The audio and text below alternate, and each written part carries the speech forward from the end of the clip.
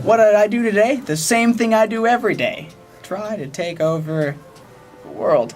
No, I'm the director of photography, so day in, day out, come in here and sit down with Andrew. We talk about the shots we're going to do today, on the day, and then we set up the camera shots. So I'm in charge of lighting and getting the camera where it needs to be.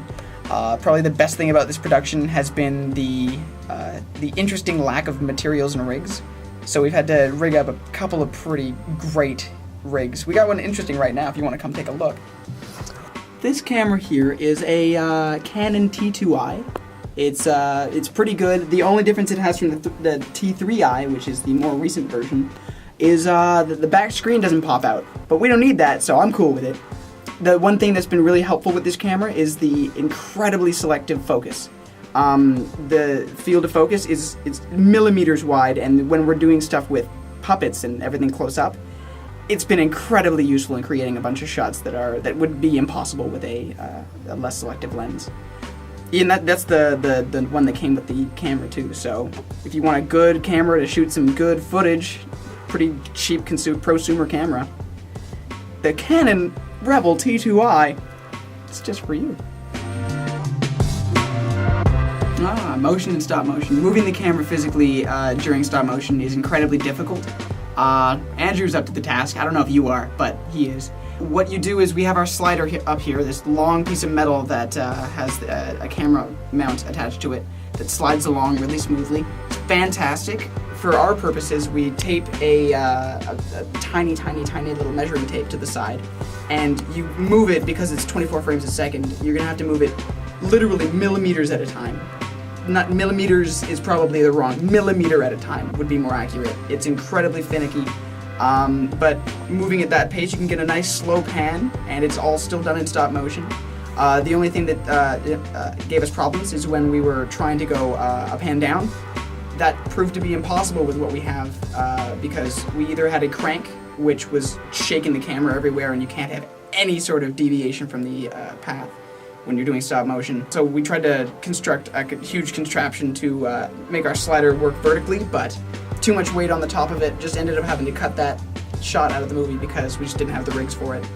But, you live, you learn. One big thing we learned just the other day, we were talking to one of our instructors about color correction, because just the nature of shooting, you're going to need to do some color correction on a bunch of your shots to make sure everything flows pretty nicely. But because we're shooting photographs, we're shooting in RAW, which is the raw image file is the most uncompressed you can possibly have. And with that, the camera's gathering a whole lot of information about the light temperature, the colors, and with that, it makes color correcting incredibly easy because you can do so much.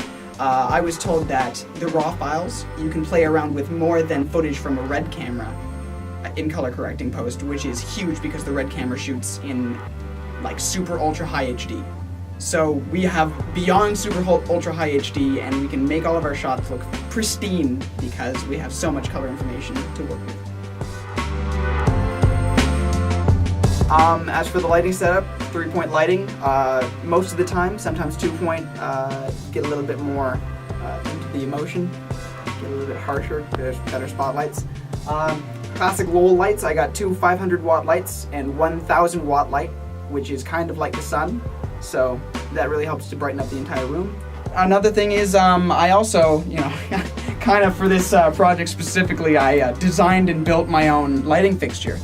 If you'll notice and look up, it's attached to my 1,000-watt lamp. I don't know if you can see anything, if that camera can handle that much brightness. But yeah, I just kind of duct taped diffusion umbrella to the reflection umbrella because this light is so powerful that reflecting it was still too strong, diffusing it was strong, so I thought, hey, why not just do both? So use duct tape, get creative, and really, really diffuse your lights because that helped out a whole lot. And I gotta think of a conclusion, but that's pretty much.